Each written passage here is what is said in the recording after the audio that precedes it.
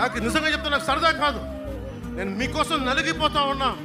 దశాబ్దం 2014 నుంచి 2024 వరకు 2 చోట్ల ఓడిపోయి ఉండి మీకోసం ఉన్నాను అంటే నాకు ఈ నేల మీద పిచ్చి, ఈ భారతదేశం మీద ప్రేమ, ఈ తెలుగు రాష్ట్రాల మీద నాకు ఏదో బాగుండాలనే కోరిక, మన ఆంధ్ర నేల కళకళలాడుతూ పచ్చగా ఉండాలని కోరిక, మన ఉభయ గోదావరి జిల్లాలు అన్నపూర్ణ ఇది.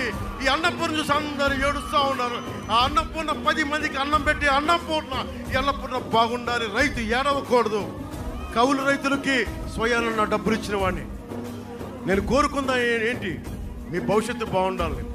ఒక నదికి ఏముంటుంది? మీ దాహం తీర్చాలనే కదా. ఒక చెట్టుకి ఏముంటుంది?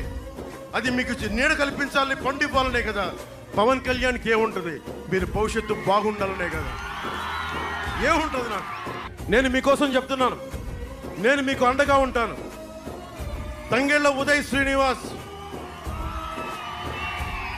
దాదాపు 25,000 మందికి ఉపాధి అవకాశం కల్పించిన వాడు, సగటు మధ్యతరగతి కుటుంబాల నుంచి వచ్చిన వాడు. నిలబడతాడు.